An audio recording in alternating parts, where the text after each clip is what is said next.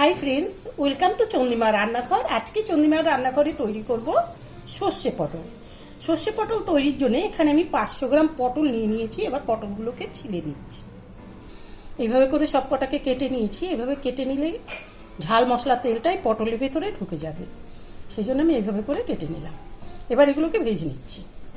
পটলগুলোকে ধুয়ে নিয়েছি। এবার এখানে পটলের ওপরে হলুদ দিয়ে দিলাম আর দিয়ে দিচ্ছি লবণ দিয়ে এবার এই সব কটাকে আমি একটু গায়ে মাখিয়ে নিচ্ছি। হলুদ লবণ মাখিয়ে এটাকে সরিয়ে দিলাম আর আমি পেস্টটা তৈরি করে নিচ্ছি। একটা মিক্সার গ্রাইন্ডার নিয়ে নিয়েছি।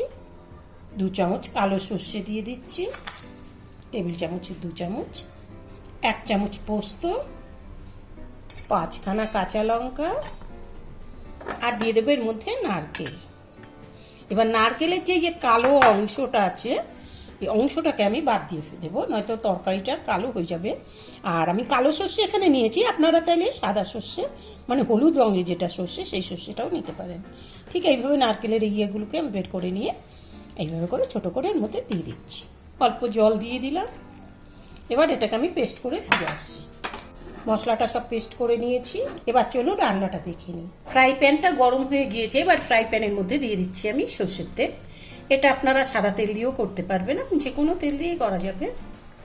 গ্যাসের ফ্লেম মিডিয়াম করে দিলাম। দিয়ে দিচ্ছি পটল। সবটা পটল এর মধ্যে দেওয়া হয়ে গেলে এবার পটলগুলোকে নেড়ে চেড়ে ভেজে নেব। ভাজা হয়ে গিয়েছে। এবার ভাজাগুলোকে আমি এক এক করে তুলে দিচ্ছি। সবটা ভাজা তুলে নিয়েছি আর ওই তেলের মধ্যে দিয়ে দিচ্ছি 1/2 চামচ কালো জিরে। কালো জিরেটাকে কয়েক সেকেন্ড নেড়ে নেব। 1/2 চামচ কালো জিরে দিয়ে কয়েক সেকেন্ড নেড়ে নিয়েছি। এবার এই তেলের মধ্যে দিয়ে দিচ্ছি সর্ষে, নারকেল, কাঁচা লঙ্কা আর পোস্ত পেস্ট করে রেখেছিলাম, সেই পেস্ট। গ্যাসের ফ্লেম লো করে দিচ্ছি।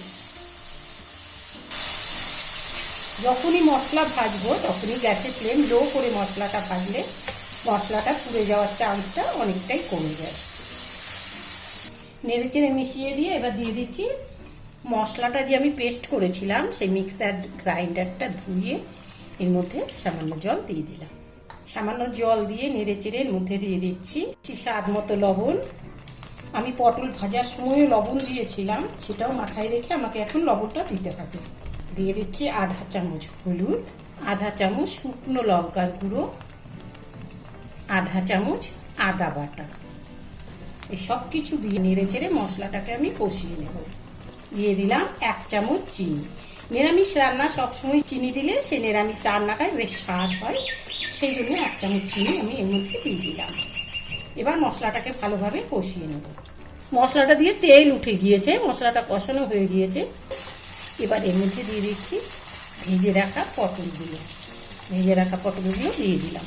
এবার পটলগুলোর সাথে মশলার সাথে একবার নেড়ে চেড়ে ভালোভাবে মিশিয়ে দিচ্ছি। আলতো করে মেশাতে হবে। পটলগুলো ভাজা হওয়ার পরে অনেকটাই নরম হয়ে গিয়েছে, কাজে মেশাবার টাইমে একটু আলতো করেই মেশাতে হবে। এবার আমি জল দিয়ে দিচ্ছি।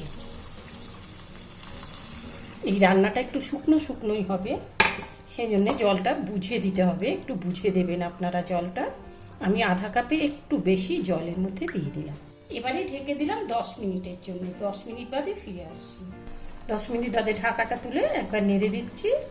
দিয়ে দিচ্ছি এর মধ্যে 1/2 চামচ গরম মশলার গুঁড়ো। গরম মশলার গুঁড়োটা দিয়ে আবার একবার নেড়ে চেড়ে মশলাটাকে এই ঝোলের সাথে মিশিয়ে দিচ্ছি। গরম মশলাটা দিয়ে পটলটাকে আমি আরও 2 মিনিটের মতো নাড়াচাড়া করে নিলাম। নাড়াচাড়া হয়ে গেলে এবার গ্যাসের ফ্লেম অফ করে দিয়ে পরিবেশন করে দেব। সর্ষে পটল পরিবেশন করুন গরম গরম ভাতের সাথে। তৈরি হয়ে গেল সর্ষে পটল। গ্যাসের ফ্লেম অফ করে দিলাম। এবার ঢেকে রাখলাম, ঠান্ডা হলে পরিবেশন করছি। আমার ভিডিওটা দেখার পরে আপনাদের কেমন লেগেছে লিখুন আপনাদের মতামত। আর চলি, ভালো খান, সুস্থ থাকুন।